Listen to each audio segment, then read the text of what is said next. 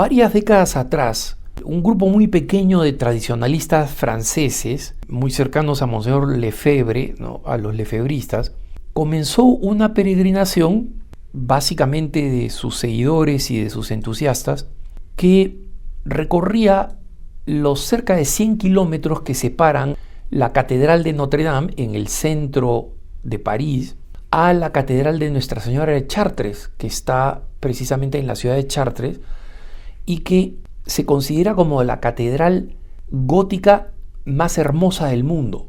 Es decir, de todo el gótico, y tengan en cuenta que acá estamos hablando de grandes competidores como la Catedral Gótica de Colonia o la misma Catedral de Notre Dame, que hace poco fue restaurada, pero Chartres es conocida como la catedral gótica más excepcional, ¿no? Tomó muchos más años que Notre Dame para ser construido y es una auténtica joya de la arquitectura católica francesa. No, esta peregrinación poco a poco fue creciendo, pero en los últimos años, en los últimos 5 años, se ha convertido en una peregrinación muy popular a la que se suman muchísimas personas que no son tradicionalistas, que son simplemente católicos, que ven en medio del proceso de secularización esta peregrinación que recorre partes bellas de la campiña francesa. Digamos, sale desde el centro de París, de Notre Dame, se celebra una misa allí y desde que Notre Dame se incendió y ya no se podía celebrar misas adentro, las misas tradicionalistas, o mejor dicho, según la forma extraordinaria del rito, se han estado celebrando en la isla donde está, en la terraza grande de la isla donde está la ciudad.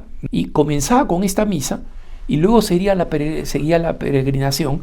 Esta peregrinación, como digo, de unos 100 kilómetros, toma más o menos unos 3 días y concluía con una misa también celebrada en la misa tradicional en latín en la Catedral de Chartres.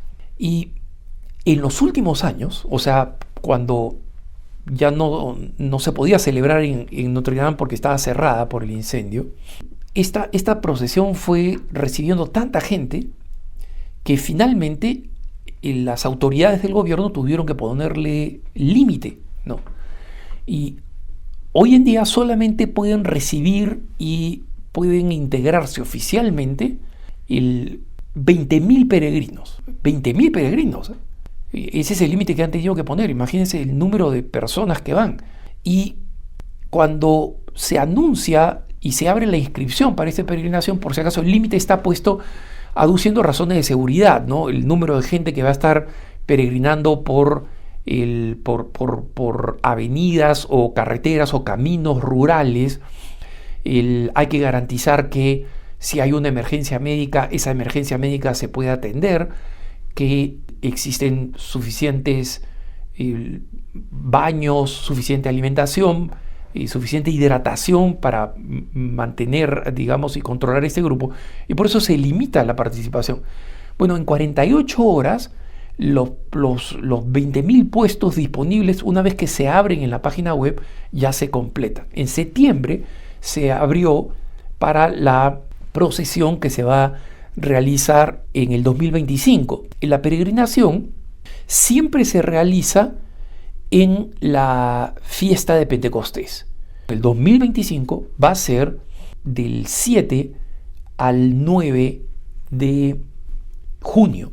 Y la razón por la que le cuento de esta historia es porque esta peregrinación ya se ha convertido en un imán de jóvenes católicos, de familias jóvenes católicas, las pocas que están teniendo hijos en Francia, y se vuelve un momento muy bonito, en un momento, digamos, agradable del año. No están todavía en el calor de agosto, pero ya hay un clima agradable, y donde básicamente se convierte en un gran momento de oración que tiene muchísimos momentos de picnic, ¿no? De reunirse, de socializar. Muchachos con muchachitas se conocen, socializan, se divierten, todo en el contexto de la oración, de la peregrinación, rezando el rosario, haciendo pausas y comenzando con una misa y terminando con una misa. Cualquiera diría, ¿qué mejor que eso? ¿Cómo no podría haber un consenso de todos los obispos que digan, mira, eso es lo que funciona, eso está atrayendo jóvenes, eso está reviviendo? Y es más, con esta masa, 20.000 personas recorriendo, saliendo de París, entrando a Chartres, pasando por todos los pueblitos, ¿no? Todos por los pueblecitos que están en el camino, son un enorme testimonio del renacimiento de la fe. Bueno, resulta que el diario católico progresista La Croix en Francia ha anunciado que el cardenal Roche, que es prefecto del dicasterio para la Sagrada Liturgia, ha decidido iniciar una investigación sobre la posible violación de normas litúrgicas, entre comillas, de la asociación que se llama Notre Dame de Chrétienté, o sea, es decir, Nuestra Señora de la Cristiandad, que es esta organización original, pequeñita, pero que ahora ya no es una marcha, digamos, en sí misma tradicionalista, es simplemente de católicos practicantes que no tienen ningún problema en participar en una misa celebrada en la forma tradicional en latín, ¿no? ¿Y cuáles son las normas? Obviamente las normas designadas por el Papa de la Traditionis Custodes, básicamente de limitar hasta suprimir la misa celebrada en la forma tradicional en latín, que sin embargo pueden realizarse allí donde puedan realizarse si es que el prefecto del dicasterio, es decir, el cardenal Arthur Roche, lo autoriza. Entonces, cuando el mismo prefecto, el inglés Arthur Roche, decide comenzar a investigar, entre comillas, por si es que hay violaciones a las normas litúrgicas, es obvio lo que va a concluir. Va a concluir que la celebración en la forma tradicional en latín en la Catedral de Chartres viola las normas litúrgicas y va a prohibir que se celebre la misa en este evento de esta magnitud y que tiene este increíble potencial apostólico, evangelizador y de refuerzo de la fe. Entonces, ¿qué es lo que va a pasar? Lo que ha pasado con una peregrinación similar que recorre buena parte de España para terminar en el antiguo y gran santuario de Nuestra Señora de Covadonga. El año pasado les impidieron, por orden del cardenal Roche, celebrar la misa tradicional en latín. ¿Y qué hizo este grupo? A las afueras del pueblo de Covadonga, justo antes de entrar en una gran explanada rural, celebran la misa. ¿Y cómo la celebran? En la forma tradicional en latín. Porque así es como se originó esta procesión en Covadonga, así es como se originó esta procesión en Francia, y ahora son un imán, un magneto de una cantidad enorme de jóvenes, parejas jóvenes, esposos jóvenes, muchachos, y que ayudan a crear cultura católica, porque digo, ahí muchos jóvenes se conocen, varias de las parejas que ahora tienen 5 o 6 hijos y peregrinan, se conocieron en ediciones anteriores de esta peregrinación. Varias vocaciones han surgido como efecto de la reflexión, de la meditación, de la conversión más profunda suscitada en esta peregrinación. Entonces, los peregrinos de Chartres ya se han preparado con la experiencia de lo que pasó en Covadonga, en España, este año, el 2024. Se están preparando para montar un decoroso altar para celebrar la misa, y en consecuencia la misa se va a seguir celebrando. El cardenal Arthur Roche no puede declarar que esa misa es ilícita, o sea, sería un abuso de poder alucinante y negarle la Eucaristía a un grupo enorme de personas. Entonces lo único que puede hacer es, no se puede celebrar en la catedral. Entonces la catedral va a estar vacía. Afuera van a haber 20.000 personas celebrando la misa tradicional en latín. ¿Qué se gana con esto?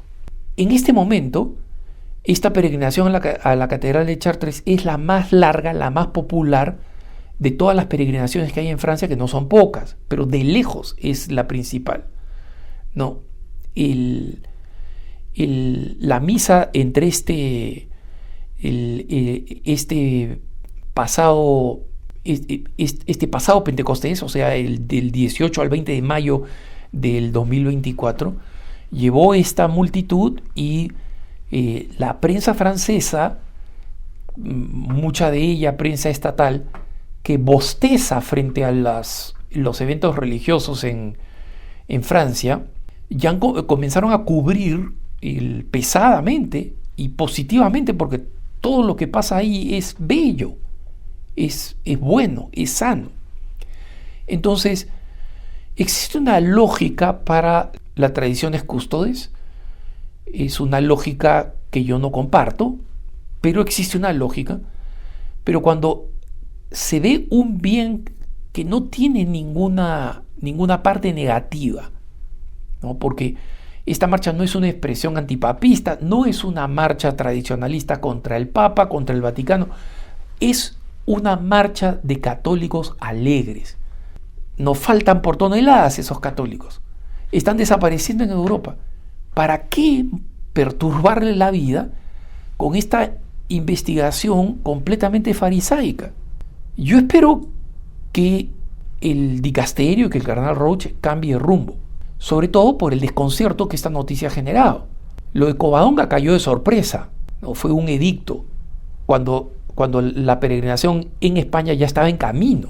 Se enteraron de pronto que de la Catedral de Covadonga les decían, oye, no van a poder celebrar la misa cuando ya estaban en camino. Ahora la CROA ha filtrado esta información porque probablemente pensaban hacer lo mismo, tomarlos por sorpresa en junio del próximo año. Pero ahora ya están preparados. Y espero que el profundo desconcierto, tristeza y desazón que ha generado en mucha gente, incluso quienes no son partidarios ni son habituales de la misa tradicional en latín, de cuál es la razón de molestarles la vida a estas fuerzas vivas de la iglesia y decir, perfecto, vamos a celebrar el jubileo de la gente LGBTQ, va a tener su propio día en el jubileo, también en el mes de junio, en Roma, en el Vaticano, en la iglesia del Jesús, es decir, donde están los restos de San Ignacio de Loyola y de San Francisco Javier, ni más ni menos.